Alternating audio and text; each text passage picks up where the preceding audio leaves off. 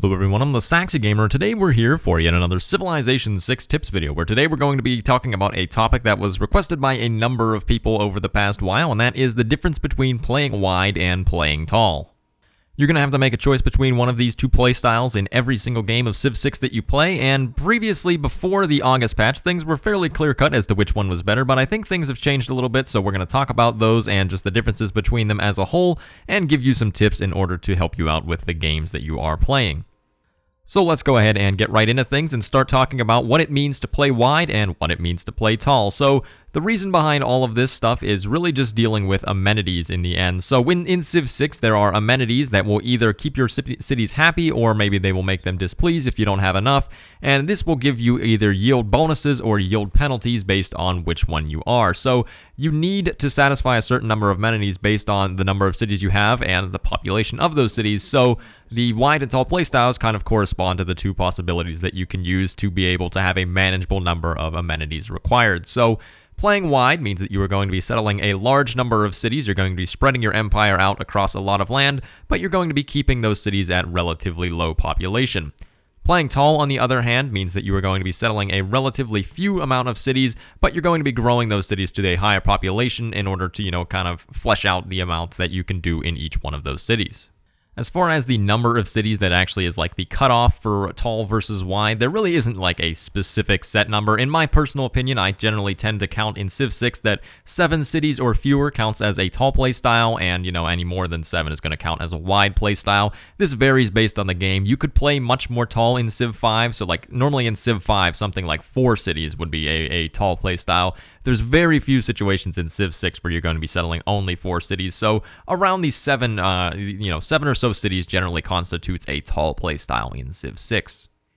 Let's go and talk about some of the pros and cons of a wide playstyle. So wide is the one that is generally regarded as the better one in Civ 6, and we'll talk about the reasons why, and the reasons why that is falling off a little bit right now. So some of the good things about playing wide are, well, the principal thing is that it allows you to get down a lot more districts, and in Civ 6, most of your yields come from your districts, so having more cities just means that you can get more districts of a single type, and thus more yields of that type. So say that you settle 6 cities, then you can only build 6 campuses, but if you settle 12 cities, then all of a sudden you can build 12 campuses and get a lot more yields out of it. The other nice thing about playing wide is that you are denying the land from your opponents, so if you have that land, obviously that means somebody else doesn't, and if there are good district locations in that land, that means that you are securing those for yourself and preventing another player from having them. This also works for strategic resources as well. There's a pretty good chance that you're going to have almost all of these strategic resources if you own a lot of land, versus if you're playing tall and you only have a few cities and a small plot of land, there's a good chance that you're going to be missing at least 1 or 2 of the strategic resources that you might need.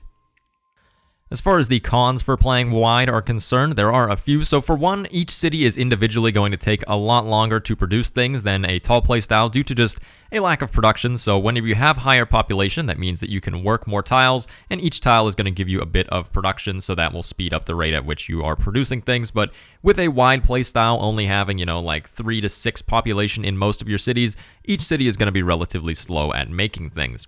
The other really bad thing about playing wide is that it does make you quite vulnerable to attacks, especially the cities that are farther out towards the edges of your empire.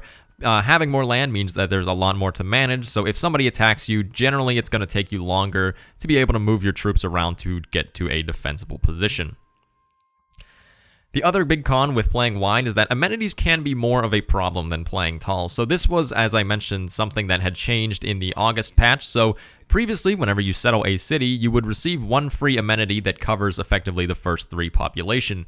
This is no longer a thing though. Now all of your cities will start with 0 amenities, and thus you're going to have to make sure that you secure some sort of source of amenities before you grow your population. Otherwise, you're going to go into displeased territory. So losing this 1 amenity also does affect playing tall, but the thing is, if you settle 7 cities, then effectively this is going to be like 7 amenities less than in the previous version of the game.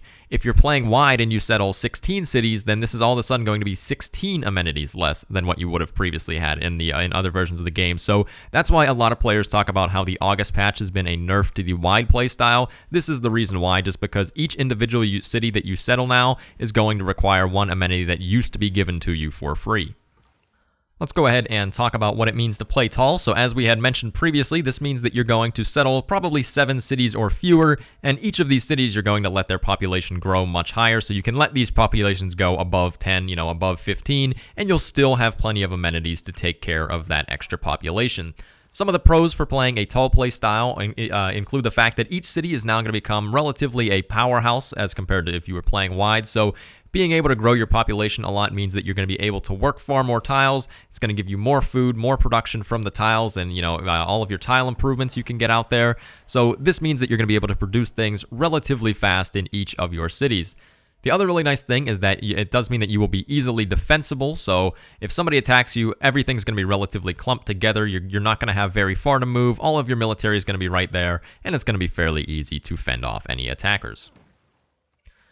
The cons for tall, though, are really what tend to kill this playstyle in Civ 6. So the biggest con for playing tall is that specialists are quite weak in Civ 6. So I'm sure that some of you maybe don't even know that specialists are a thing, but you can assign citizens in your districts to gain the yield of that district. So like in in campus districts, you can assign one of your workers there, and they will produce 2 science per turn. So this is pretty bad just because 2 science per turn is just really not a lot. So in previous games, you were able to assign more specialists, and they gave you quite a bit more yields. But in Civ 6, there's a limited number of specialists that you can put in each district, and I believe that it starts off at 1, and I believe the max you can even get in a single district is only 3 or 4, which ends up being around 9 of that particular yield. So this ends up being not that much in the grand scheme of things, and it's generally easier to get more yields just by having more districts rather than putting specialists in districts. So this is the main reason why tall has generally been the weaker playstyle in Civ 6.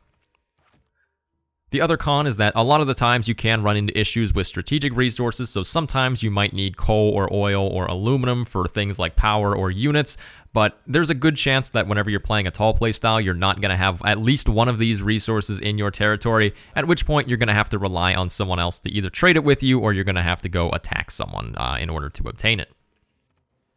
Now I'm going to go ahead and give some final thoughts about the differences between these 2 play styles. So for one thing that I want to comment on is that wide works very well for victory types such as culture and domination, where obviously if you're playing domination victory, you're probably going to have a lot of land, and you need a lot of cities to be able to produce units and maintain stable loyalty. So that just kind of naturally works itself towards a wide play style. Same thing with culture victory. You want to have a lot of land for national parks and seaside resorts, so you're just going to end up settling a lot of cities in order to make sure that you have the resources that you need in order to be able to get to that point. I feel that tall is a victory that most lends itself towards science victory. You can still play a wide science victory, but tall generally is most applicable towards science victory or religious victory or really diplomatic. Pretty much any turtle type victory where you can just turtle up for most of the game and just chill on your own. That kind of lends itself a little bit more towards the tall play style. Even with the nerfs to wide playing in the recent August patch, I still think that wide is the better way to play in Civ 6. Just the power of districts, especially if you have good district adjacency, I think that overpowers just how underwhelming the specialists really are in Civ 6. So the thing is, you can't go like ultra wide anymore whenever you're playing now that you need a lot more amenities because you're not getting the free one anymore. So still though, I think that you can easily settle like, 12 to 16 cities and have virtually no problems whenever it comes to amenities when you're playing. So thank you everyone for watching. I have been the Saxy Gamer. If you enjoyed the video, feel free to like. If not, feel free to dislike. If you're looking for some more Civilization 6 content, feel free to subscribe. Thank you for watching, and goodbye.